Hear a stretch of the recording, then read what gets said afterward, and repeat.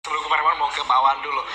Tentunya penelitian masih berlangsung begitu dan upaya-upaya sudah dilakukan oleh pihak Kemenkes. Tetapi korban yang sudah berjatuhan termasuk yang sudah meninggal dunia tentu duka mendalam dirasakan oleh para korban. Inilah yang kemudian mendasari para korban untuk akhirnya secara kumulatif mengajukan gugatan kelompok atau class action begitu ya. Betul. Jadi sebenarnya awalnya itu kami mendatangi korban ini sebagai bentuk solidaritas atau sebagai bentuk rasa prihatin akan apa yang terjadi. Terus kemudian sambil berjalannya waktu diskusi berlanjut dan akhirnya kuasa diberikan kepada kami. Sebenarnya kelompok ini tidak hanya 12 korban yang memberikan kuasa, tapi ada sekitar 40 yang berkomunikasi intens dengan kami. Yang ingin kami sampaikan adalah bahwa ini ada fakta hukum sesuai dengan gugatan class action ya. Gugatan class action ini kan berdasarkan pada fakta hukum dan dasar hukum yang sama dan ada korban yang banyak. Nah, berdasarkan hal ini, jadi kami menelusuri sebenarnya fakta hukumnya seperti apa. Nah, di sini ada dua hal yang penting dari pihak korban. Yang pertama adalah ketika korban ini anaknya demam tinggi, kemudian datang ke fasilitas kesehatan terdekat, klinik atau puskesmas, diberikan obat penurun panas, kemudian setelah itu panasnya turun, tapi ada gejala kedua yang lebih penting yaitu tidak bisa pipis, muntah-muntah, dan seterusnya. Akhirnya kemudian sampai gagal ginjal dan sampai akhirnya meninggal dunia.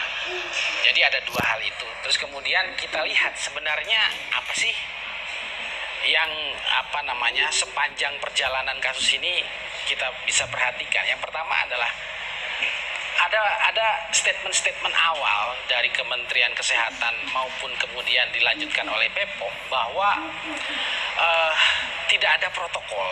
Tidak ada protokol pada waktu itu ya. Tidak ada standar internasional EG dan DG. Sempat saya dengar seperti itu. Jadi kita telusuri sebenarnya ada atau tidak gitu kan. Setelah kita telusuri fakta hukumnya, kita menemukan dan terkejut sekali bahwa keracunan EG dan DEG itu 1930 sudah ada di Amerika Serikat.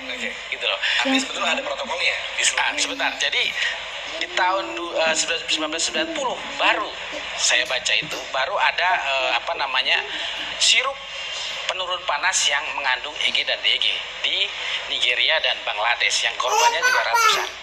Tahun 2006 ada kasus yang dekat dengan Amerika di Panama, itu kasus yang sama, paracetamol, sirup obat batuk, EG dan DEG lagi.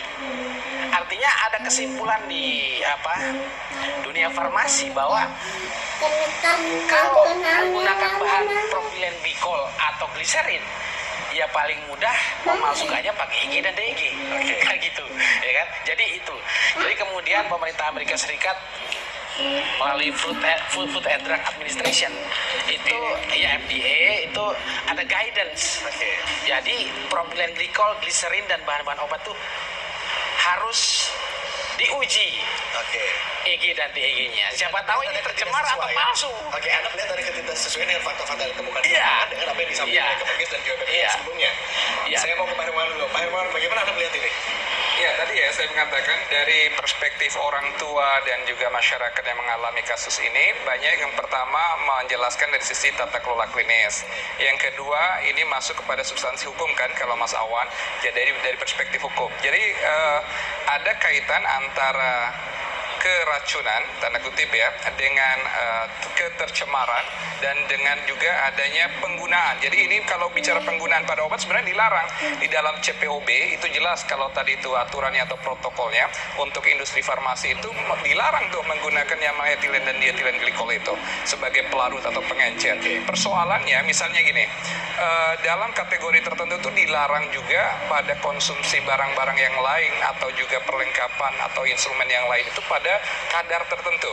Tidak boleh lebih dari misalnya 0,05% dari kandungannya. Nah, hal-hal ini sebenarnya kan menyangkut upaya pembuktian di lapangan, tapi kan dengan adanya pengumuman resmi oleh BPOM ada beberapa produsen farmasi yang memang sudah diketahui mengandung itu, langkah pertama itu sebenarnya sudah terbuka bahwa ada memang dari konsumsi dan memang dari produksi yang mengandung ET dan DEG. Jadi kalau dari perspektif hukum itu jelas barang bukti. Tapi yang menjadi tanda tanya kan kesimpulan dulu. Ini kan berawal dari kasus fatality, kematian atau gangguan kesehatan yang disebabkan. Nah, sementara apa penyebabnya kan secara pokok belum. Tadi Bu Nadia menyampaikan. Iya, jadi kalau tadi ada semacam fakta hukum yang dilihat, tapi fakta kesehatan atau evidence based public health-nya ini masih ditunggu. Kalau belum sampai kepada kesimpulan, apakah gugatan ini terlalu dini begitu atau Saya pikir tidak masalah kalau dari perspektif hukum, karena menyangkut tanggung jawab. Misalnya contohnya begini, kalau ada keracunan, jelas-jelas ya toksisitas itu kan keracunan. Kemudian dalam bidang kesehatan itu yang sudah ada itu peraturan Menteri Kesehatan tentang keracunan pangan. Tapi keracunan obat, nah secara spesifik saya belum tahu kalau ada regulasi khusus tentang itu, mungkin Bu Nadia menyampaikan. Nah, dengan adanya potensi keracunan, maka perspektif hukum bisa masuk. Pertanyaannya siapa yang bertanggung jawab kan? Ada keracunan ke sesuatu yang tidak biasa. Ada hal yang luar biasa. Tapi ada 9 ini, ada 9. Saya mau ke Bu Nadia dulu. Ya, silakan. Bu Nadia, ada 9 yang kemudian digugat oleh pihak keluarga korban. Salah satunya adalah Kemenkes. Tanggapan Anda seperti apa, Bu Nadia?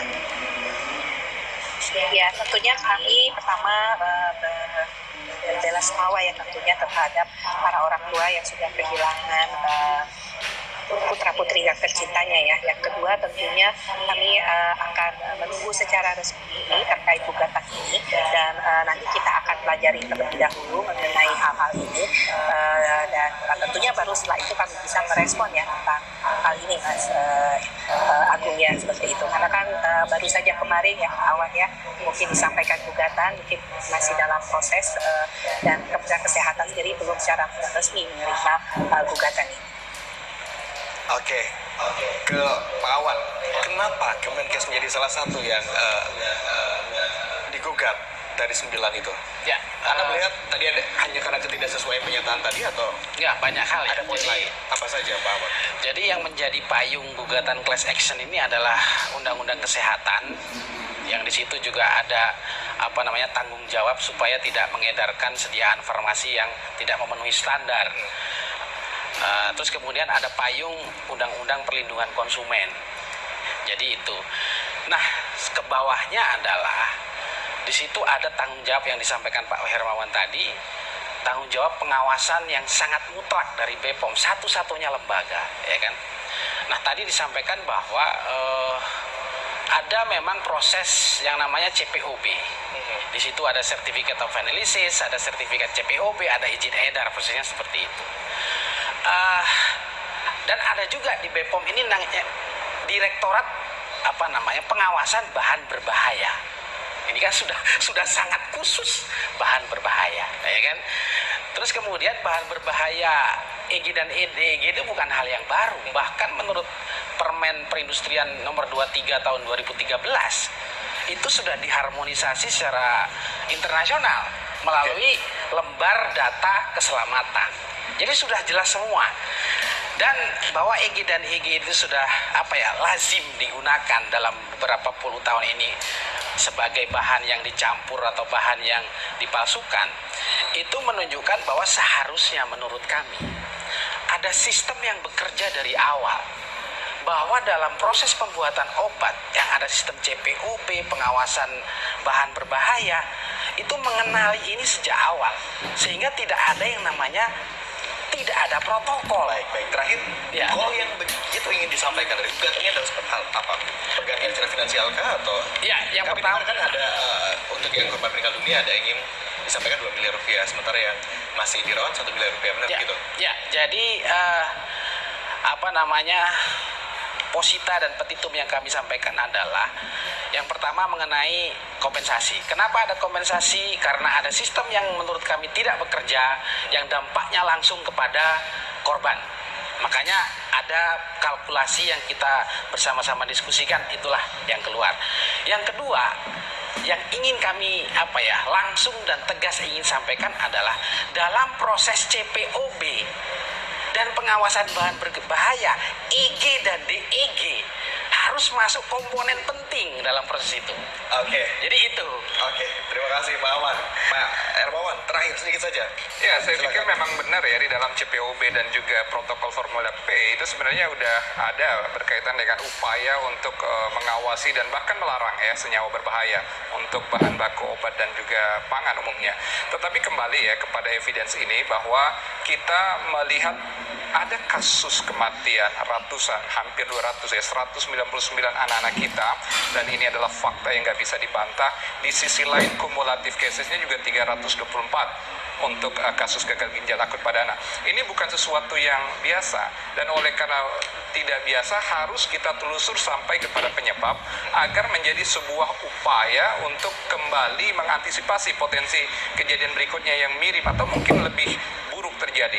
Tetapi semua itu harus diawali pada final conclusion atau juga statement yang utama tentang penyebabnya. Baik. Dengan demikian kita tahu bagaimana cara untuk memperbaiki pengawasannya, dan yang paling tentu memang kami sangat berharap juga ada yang bertanggung jawab, Oke. yang secara peranannya itu cepat mengambil sikap bahwa ya kami bertanggung jawab, ada sesuatu yang terlewatkan dan ini kita tidak boleh terjadi di kemudian hari. Kita ketahui penyebab utamanya apa, kemudian kita akan tahu siapa yang harusnya bertanggung jawab dalam hal ini. Tentu itu dia yang kita yakini bersama-sama bahwa ini yang bisa mengobati luka yang sudah disebabkan. Bicara kompensasi, kalaupun ini kemudian kasusnya bergulir, tentu kompensasi tidak akan pernah bisa menggantikan siapapun korban-korban yang sudah lebih dulu dipanggil oleh kita bersama. Tetapi yang kita harapkan bersama-sama tentunya adalah penyelesaian dari kasus ini dilakukan agar tidak ada temuan-temuan kasus serupa di masa mendatang. Demikian dialog kita sore hari. Terima kasih Pak Hermawan, terima kasih Pak Awan, terima kasih juga Bu Siti Nadia Tarmizi atas kesediaan Anda untuk bergabung bersama kami di Berita Satu Sore. Kita kembali bersama rekan Rolando Sabuaga dari Studio Gatot Subroto Jakarta.